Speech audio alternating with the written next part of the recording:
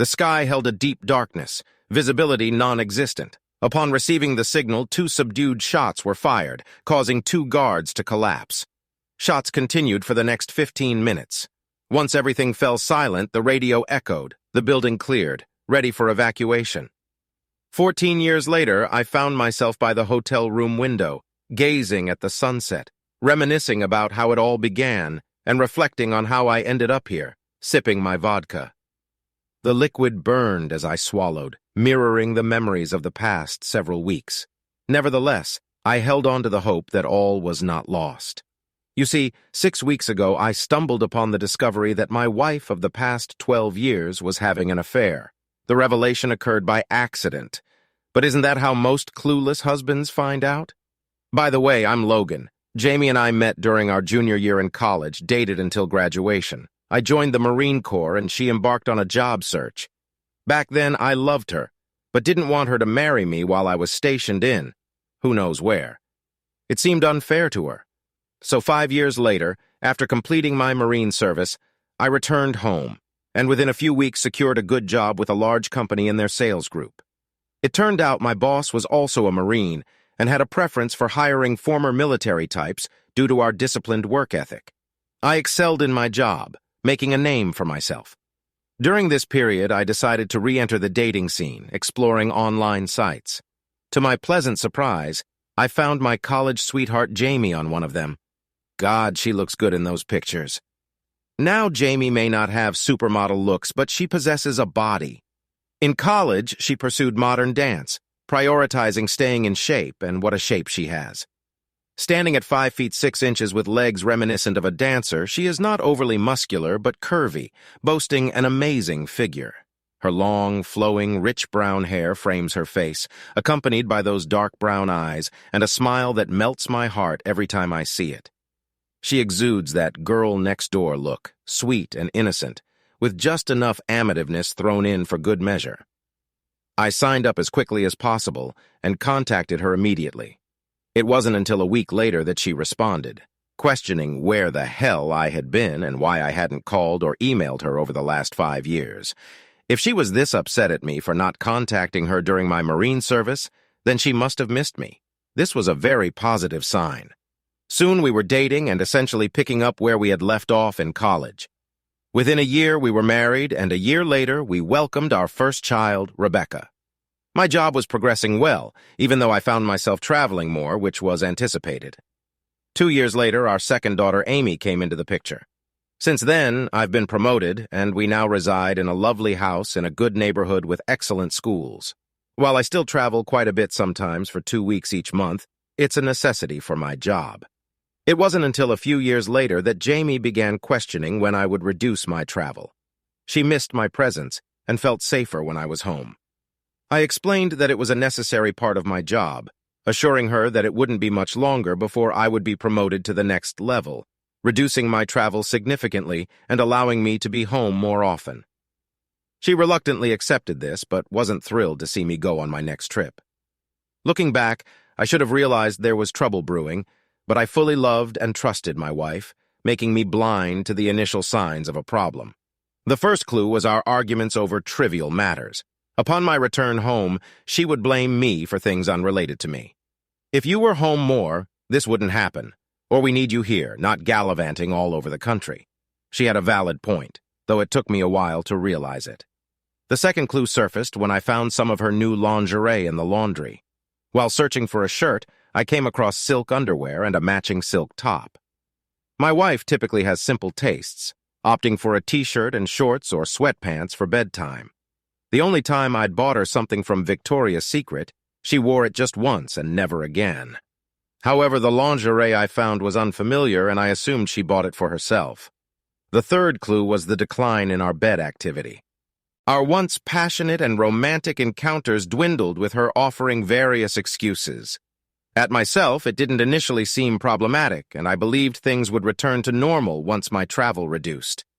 I refrained from pushing her, aware that pressing the issue would worsen an already challenging situation. The final blow was devastating when first revealed, and I was hesitant to accept it. A mutual friend saw Jamie with someone at a farmer's market 40 miles away from our home. Initially thinking it was me, he observed them holding hands, laughing, touching, and kissing. When he approached, he realized it wasn't me. Sensing something amiss, he discreetly walked away, following them for a while until they drove off in a car. I still remember that call. My cell buzzed as I was leaving a meeting. Frank called me and informed me that he had something important to discuss. I told him I was in between meetings and couldn't talk, suggesting we could talk later. Frank agreed and asked me to call him at the earliest opportunity, expressing some concern in his voice. I assured him that I would, and asked if the matter was urgent, to which he replied that it could wait. I hung up, not dwelling on the call, assuming Frank would have informed me if it were urgent. Later that evening, I returned Frank's call. I inquired about the reason for his call and what was so important. Frank hesitated before revealing that he had seen my wife out with another man earlier that day. I asked if she was with a friend, feeling a sense of nervousness. Frank struggled to convey the difficult news, stating that they appeared to be a couple, holding hands, laughing, and kissing. He apologized for being the bearer of such news and suggested that my wife might be having an affair. Those words hit me so hard that I was left feeling numb. What made him think that? We were happily married and she had no reason to. I couldn't complete the thought, because I had noticed earlier suddenly made sense, yet I resisted believing it. Frank brought me back, expressing that he knew it was hard, but I needed to be aware. He suggested there might still be hope to save my marriage and offered his support, telling me to let him know if I needed anything. I acknowledged and thanked him before hanging up, sitting on the bed and grappling with the reality or potential cruel joke. As I pondered, anger intensified at the thought of my wife cheating. Following the flight home, I began to cool down and think more clearly about what needed to be done. Without solid evidence, I didn't know where to start. Upon landing, my first call was to Frank, seeking details about the man she was with. Protecting my daughters from our issues was crucial. I wanted to salvage our marriage. Frank advised me not to do anything I would regret, and shared that he had a friend who went through a similar situation. He suggested I talk to him for insight on handling the situation, emphasizing the importance of avoiding trouble or making things worse. Frank's advice resonated, and I realized I needed guidance from someone who had faced a similar situation. Right now, the best course of action is to head home and act like everything is normal. If she suspects you're onto something, it'll be tougher to gather evidence against her. I hope I'm mistaken, but I'm certain about what I witnessed that day. Frank was correct. When reaching home, I managed to compose myself enough to behave normally around Jamie and the girls. It wasn't a walk in the park, but I somehow pulled it off. In the following days, I searched the house for any clues of her affair, but nothing stood out. Yet, a nagging feeling persisted that I might be overlooking something. Frank called, suggesting I talk to his friend. I agreed to meet them at a bar across town the next day after work, keeping it from Jamie by mentioning late meetings. In the dive bar, I found Frank and his friend Mark in a back booth nursing beers. Frank looked up as I sat down. Mark greeted me as the friend Frank had mentioned. We exchanged greetings, though neither seemed thrilled to be there. Mark spoke, having been briefed by Frank on my situation. He empathized with my feelings, but warned against making the same mistakes he did, sharing his painful experience of revenge. It led to a 5-year prison term and losing everything in the divorce and lawsuit against his wife and her boss. He cautioned me against doing anything foolish. His gaze intense. I simply nodded. Curious about alternative approaches, I inquired about what he would have done differently. Mark admitted he'd still go after the boss, but in a subtler manner to catch him off guard. He expressed deep contempt for the man who stole his wife. As for his wife, knowing what he knows now, he'd have opted for a divorce. Her conversation then delved into the do's and don'ts of my situation. The initial step was to secure damning evidence of my wife's infidelity to prevent any denial when confronting her. The second step involved consulting a divorce lawyer to understand how to protect assets and determine my rights in this situation. The third was to keep a substantial amount of cash on hand in case she discovered my actions and froze accounts and credit cards. Lastly, securing a small apartment or alternative living arrangements was crucial in case I decided to leave, ensuring I had a place to stay. While these suggestions were sound, I initially believed I could resolve the issue through conversation. However, as soon as I mentioned this, Mark pounded his fist on the table. Mark emphasized the importance of not doing anything stupid, pointing out that her new boyfriend might be filling her head with tales. He suggested that before approaching my wife, I needed to understand what she had been told and what she believed. Mark drew parallels to my military background as a Marine, highlighting the significance of good intel in battle. He stressed the need for a plan of attack and a strategy for when things go sideways, emphasizing the importance of knowing which way is forward. His question about my military service caught me off guard, and I confirmed that I was a Marine. I questioned the relevance, and Mark continued to stress the importance of having a plan and strategy, drawing connections to my current situation. I sighed, struggling to accept the possibility of my seemingly happy marriage coming to this. Mark apologized quietly, and we sat in silence until Frank broke it, asking about my plan and how I wanted to handle the situation. Realizing the necessity, I expressed my desire to salvage my marriage if possible, but more than anything, I wanted the other man to suffer without risking my own freedom. I made it clear that obtaining proof and intel on my adversary was a priority. Mark smiled at my last comment. He advised against hiring a private investigator, citing his own costly and unproductive experience. With access to her bank, credit card accounts, and phone records, he suggested checking for unusual purchases or calls. Additionally, exploring the possibility of a second cell phone and setting up hidden video cameras around the house for both visual and audio recording. Despite the discomfort, I agreed, determined to make him pay. Our conversation continued for another hour, during which I mentally noted the suggestions offered. Mark's advice emphasized the importance of not discussing the situation at work until I identified my wife's potential lover, following the risk that someone familiar with my schedule might catch on. He also mentioned he would have approached his wife's lover more subtly, sparking my determination to devise a plan to outsmart this person. However, I needed more information and assistance. The next workday, I scrutinized my upcoming travel plans for the next month, discovering a 2-day trip. Concerned about someone at work knowing my schedule, I discreetly spoke with my boss, suggesting I might extend the client visit to a whole week. He approved the idea without hesitation. The subsequent step involved creating the illusion of being away while secretly returning. Using a prepaid debit card with cash, I purchased a return ticket on another airline. Online, I acquired several spy cameras and a regular camera with a powerful zoom and good low-light capabilities. This constituted the first part of my plan to uncover the identity of this person. The second part aimed to capture them in the act on video, eliminating any doubt of her infidelity. My day was dedicated to meticulous plotting and planning, a skill at which I excel. However, the crucial missing piece of information was the identity of the man involved. Until that was resolved, I couldn't trust anyone, not even my best friend and boss, Hal. Recognizing it would take time to unveil this person's name, I remained determined. By week's end, all the ordered items had been delivered to Frank's home. Now, I just needed the opportunity to discreetly install the spy cameras around my house.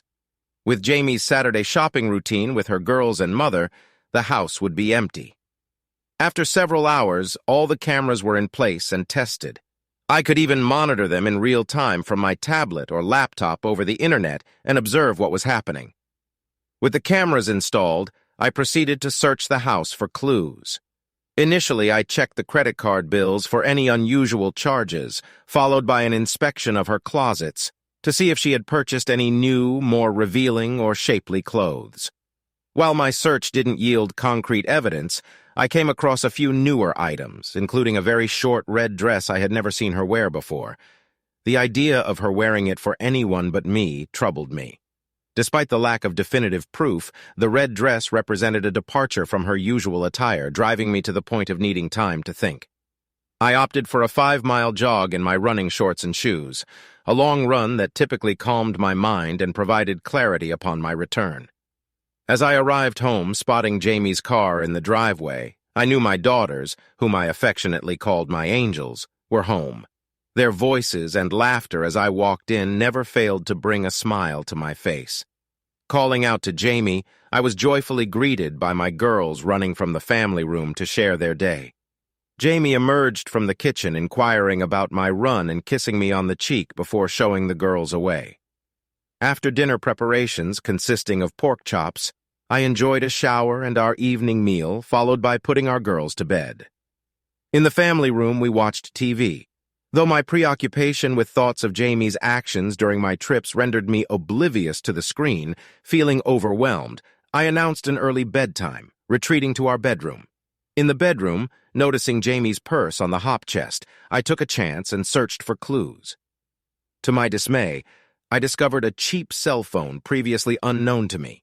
Turning it on, I recorded the number and reviewed the call log, finding only one unfamiliar number, which I also noted before powering off the phone.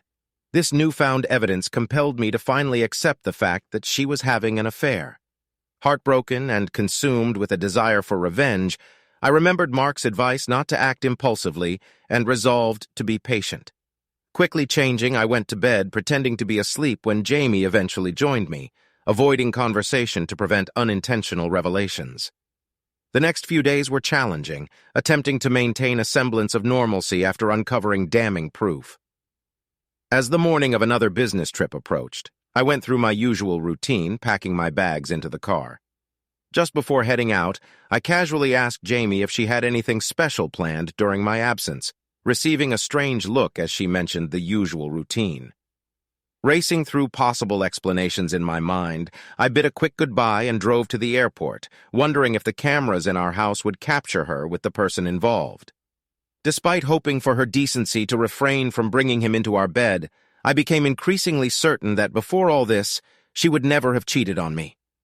In the following days, concluding my work with the particular client in record time, I packed up, preparing to return home. That evening, I monitored the video feeds from the cameras but found nothing unusual. Consequently, I opted to review earlier recordings.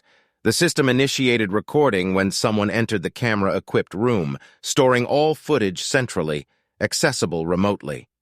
As I fast-forwarded through that day's recordings, I discovered a moment when Jamie was on her secret cell phone. I stopped and reversed the video to observe her answering the phone, then played it at normal speed. The audio quality was poor, but I heard enough. She was speaking to someone, referring to them as baby. They discussed my absence for the week and the logistics of meeting discreetly at a motel.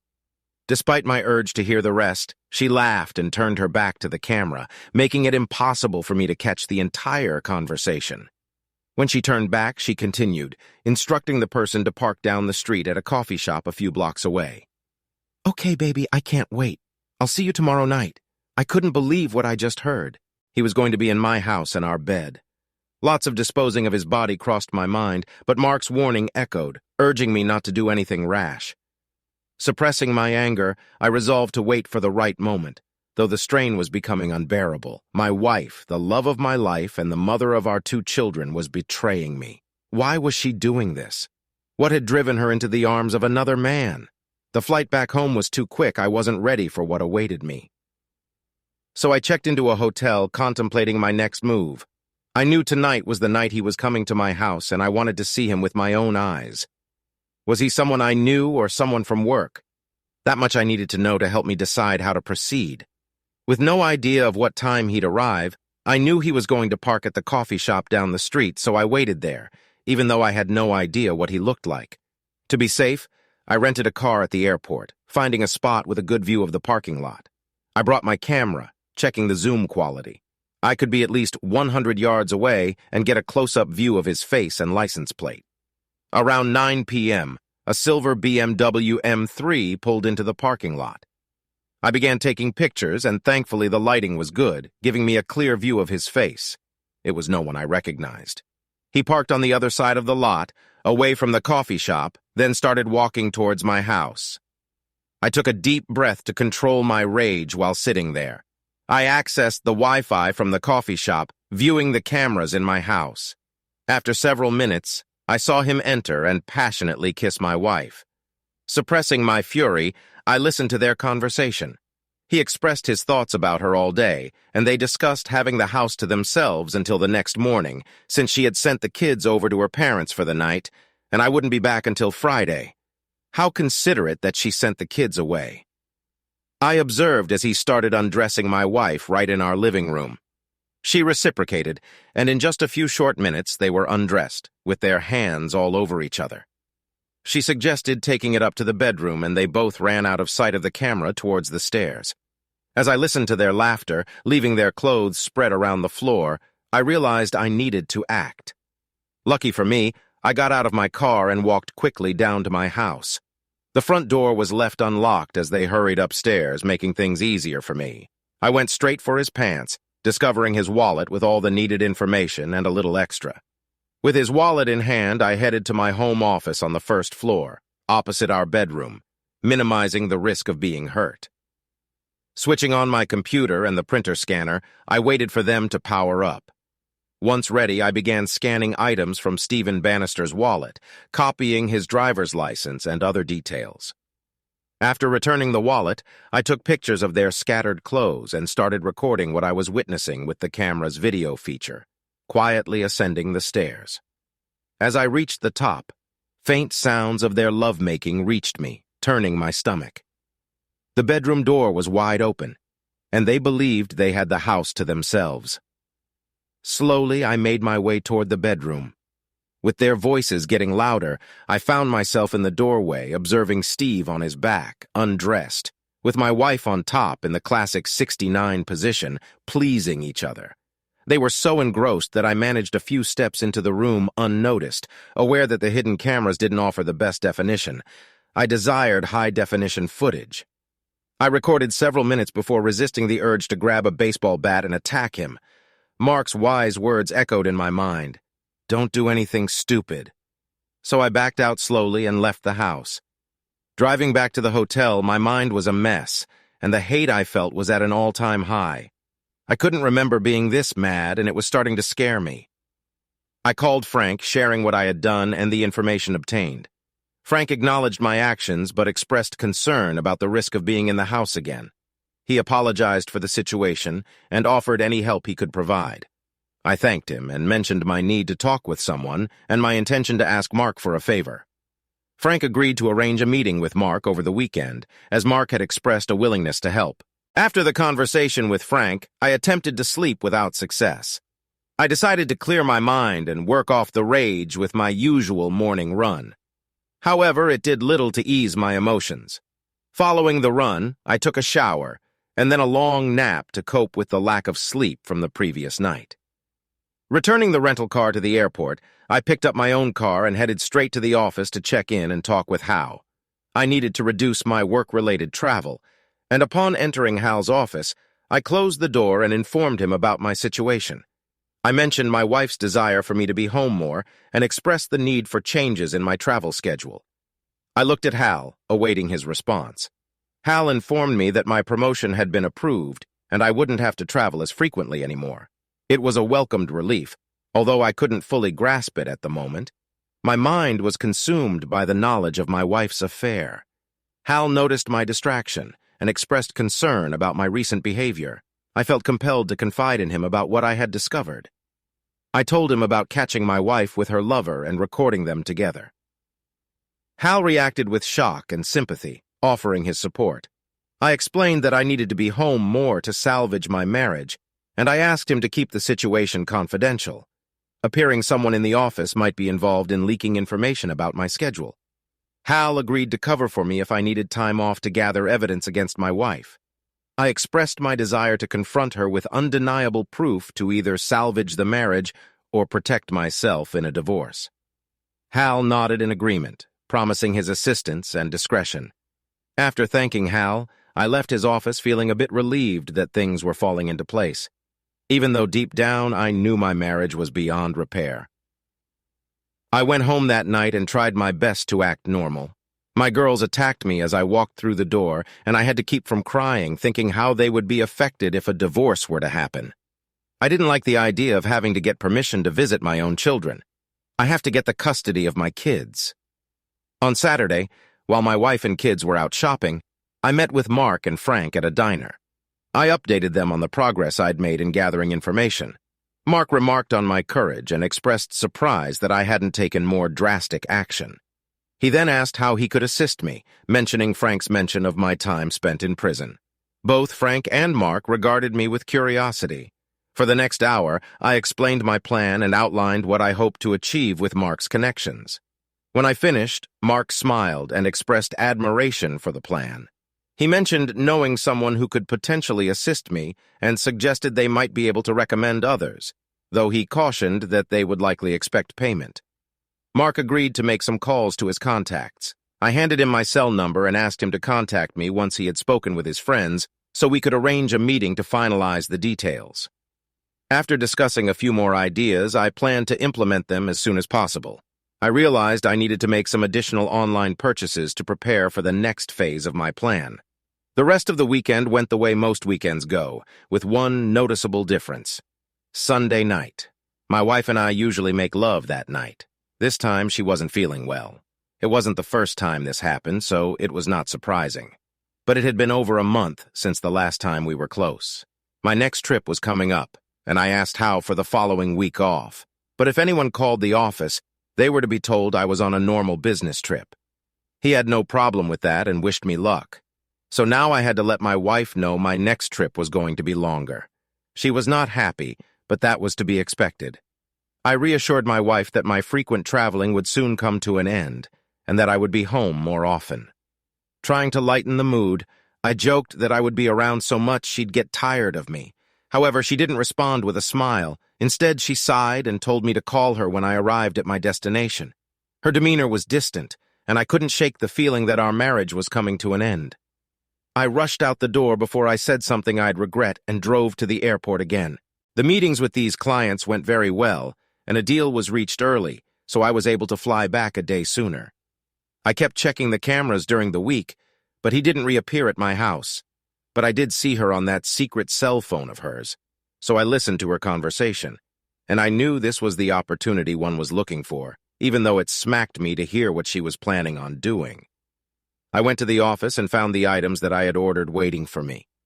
Knowing my wife's normal routine, I could easily set up one of these items that I got with little chance of being caught. She went to the gym 4 times a week, and I knew where and when, so I had her spare car keys and was able to place the item where she wouldn't find it. Next, I went to Stephen's condo to see if he was there. I saw his car parked in the carport, so I assumed he was home. I brought my camera and was checking if I could see him inside.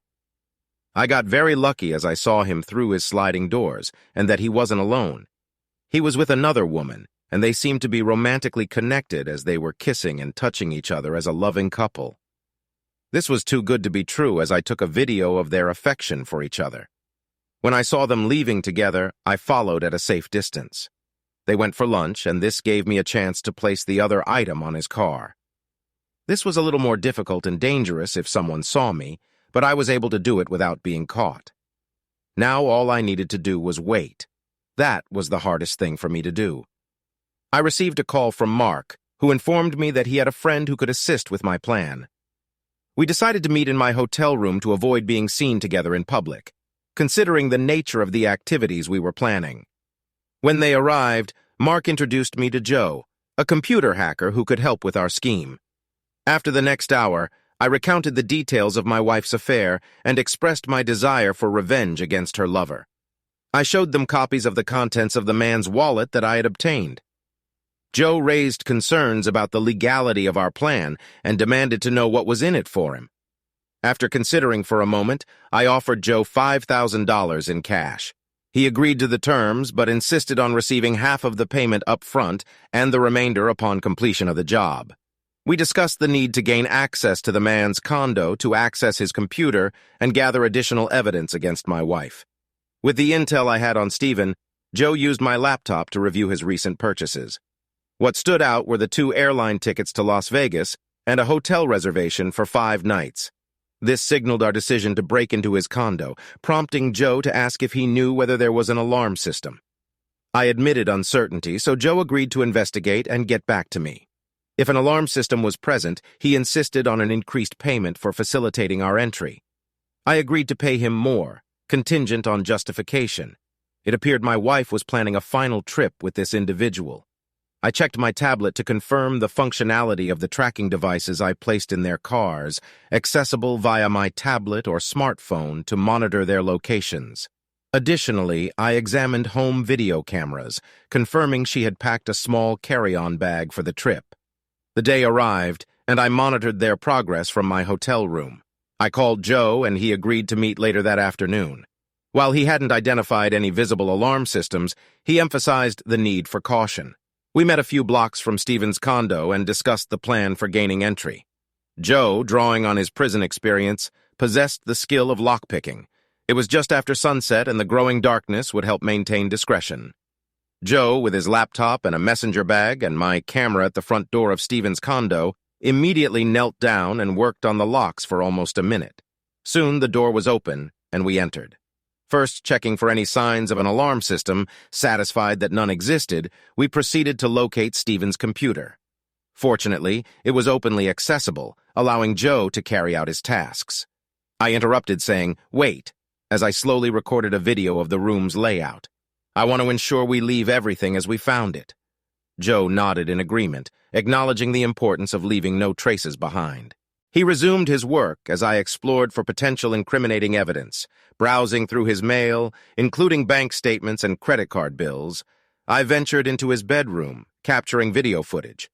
The remarkable cleanliness and high-end furniture suggested affluence, leaving me still uncertain about his profession. Joe's exclamation of "pay dirt" brought me back to the living room. He successfully accessed Stephen's online bill payments, discovering checks and extra credit cards. I was pleased, having brought a card reader to record information from the magnetic strip. Joe proposed making copies for online purchases, potentially maxing out his cards in a few hours. Joe grinned and inquired if it was possible to empty out the man's bank account. I confirmed that it could be done, intending to carry out the transaction from the man's computer to make it seem legitimate. Joe mentioned the possibility of the bank calling to verify the transaction, but assured me that no password was necessary, as I had already copied the man's social security number from his wallet. I chuckled at the man's carelessness and gave Joe the go-ahead to proceed, expressing my desire to inflict maximum damage on the man. I suggested emptying his bank account immediately and sabotaging his credit cards on the day of his return from Las Vegas. Joe enthusiastically agreed, referring to it as a fitting homecoming gift. He emphasized the importance of covering our tracks to avoid any repercussions. I reassured him that I was taking precautions to avoid detection, pointing out the latex gloves we were wearing as evidence of our caution. I went back to search through his bedroom and didn't find much until I looked in the back of his closet. I found a shoebox with several recordable DVR discs. They were labeled with the names of women. As I pulled out the box, I dumped it on his bed and started to sort through them. I didn't recognize any of the names until I saw Jamie's. That idiot had recorded the two of them together. But why? Joe called me over to the other room to show me something he had found. He explained that the man we were targeting was involved in blackmail, possessing numerous videos of women with Stephen. These videos showed the women's faces clearly, but Stephen's face wasn't always visible due to the camera angles. Some emails indicated that the women were being extorted for money, with threats of using the videos against them in court. Joe speculated that Stephen preyed on married women with children, exploiting their vulnerabilities for his gain. During retaliation, I asked Joe if Stephen kept all the videos on his hard drive. Joe replied that he wasn't certain, but suggested that the DVDs found in the closet might contain the only copies. I decided to gather the DVDs and search for a backup drive, but couldn't find one. Returning to Joe, I learned that he had located the backup drive. After instructing Joe to do a full backup and wipe the laptop's drive, I explained our plan to bankrupt Stephen by ruining his blackmail scheme. I also expressed my desire to inform the women involved that they were no longer under threat. I asked Joe to print out all relevant emails so I could set up an email account to communicate with them. He offered to set up the account from Stephen's computer, and I agreed to the idea. After wrapping things up, I did one last sweep of the place before we locked up and departed swiftly. Back at the cars, I gave Joe an envelope containing the remainder of his payment, expressing my gratitude for his assistance. We shook hands and he assured me he'd be ready to carry out the next phase of our plan when needed. With that, he drove off, and I returned to my hotel to continue implementing my scheme. I called my in-laws to check on my children.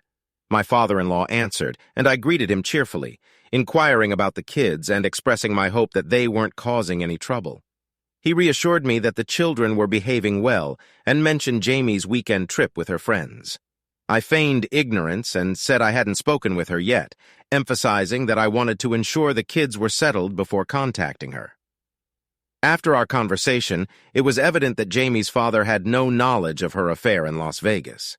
It further solidified my disdain for her actions. My next call was to the house, which I knew she wouldn't be there, so I left a message. Then, I waited an hour, and when she didn't call me back, I called her cell again.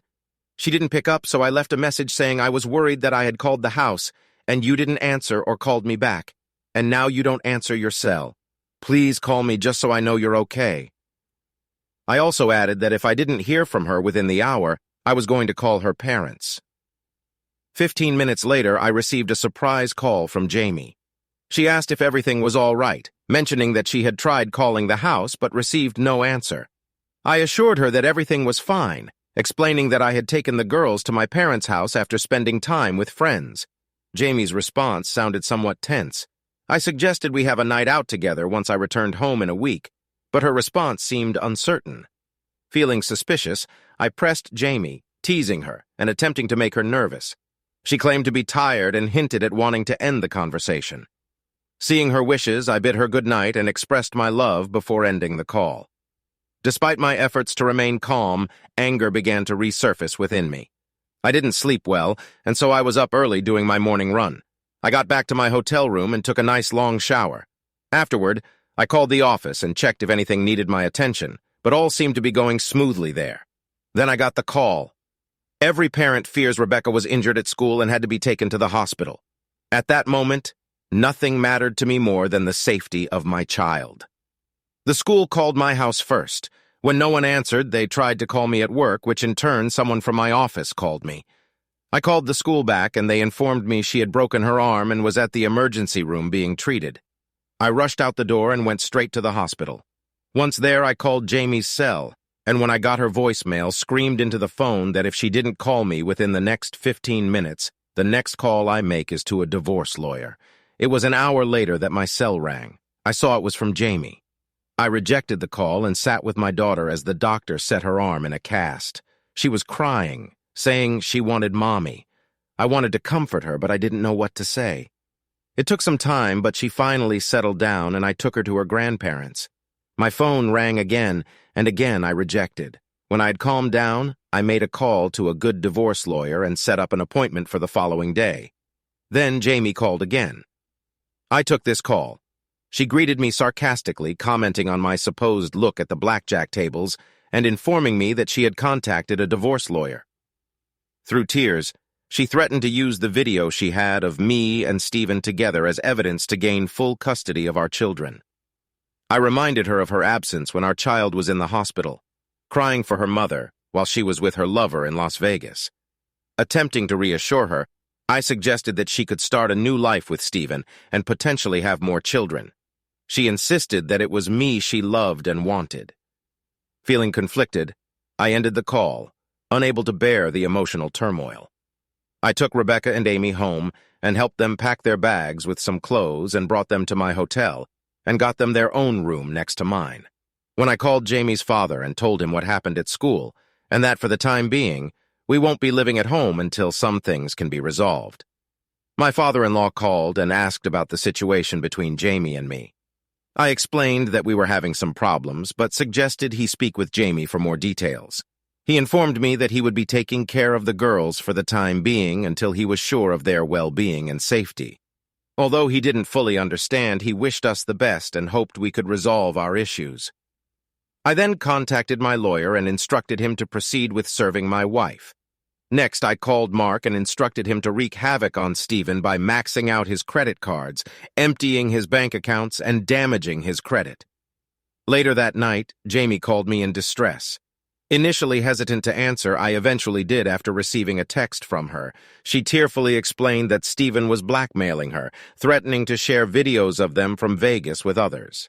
I responded coldly, suggesting that she had brought this upon herself by engaging in the affair. I hung up, knowing that Jamie needed to face the consequences of her actions. She had chosen to leave her home and marriage for her own pleasure, and now she would have to face the repercussions. After deciding to end things with Jamie, I needed to address her lover, Stephen. I called Mark and informed him that I had contacted my lawyer to have Jamie served with divorce papers, which would take a few days. Meanwhile, I wanted to move my money offshore, ensuring that only my funds were protected. Mark questioned my decision, but I assured him that I was done with Jamie and was determined to give her what she deserved. Mark mentioned a change in plans and suggested meeting at 5. We convened at a dive bar and engaged in a lengthy conversation that lasted almost 2 hours. Before parting ways, we shook hands and I handed him a substantial envelope. For the next 3 days, Jamie kept calling and I kept ignoring. I wanted her to suffer. Friday evening, I got the call I was eagerly waiting for. It was a video call. I answered on the other end. There was a man tied to a chair and all bloodied. A voice in the background informed Stephen that his friend had a message for him. Stephen, looking at the screen, was addressed by someone who mentioned his recent trip to Tijuana and the exhaustion that must come with it. The speaker hinted at Stephen's financial troubles and suggested that his current situation would help him hide from the bank. The speaker continued, mentioning someone named Santiago and his special stew, hinting at a sinister implication. They explained that they could have pursued legal action against Stephen for alienation of affection, but opted not to waste their time. The message concluded with a farewell to Stephen, indicating that someone named Mr. Lopez was now involved. I saw Stephen for the last time that day. In his eyes, I saw fear. That is what I call a good investment. Stephen was still alive when he was lowered into the giant blue drum filled with Santiago's special mix. No one ever heard from him again. No one even asked about him. 7 months later, I was a free man. I got the custody of my daughters. I get to keep the house till both my daughters are 19, and then we can sell and split the difference. There was no alimony or child support. I wanted nothing to do with Jamie, but she has visitation rights, and I usually drop the daughters at her place and drive away. A year later, I started dating Lisa. She was previously Amy's school teacher, and it seems that Amy likes her company more than her mother. I have not decided on getting married, and I'm taking this slowly.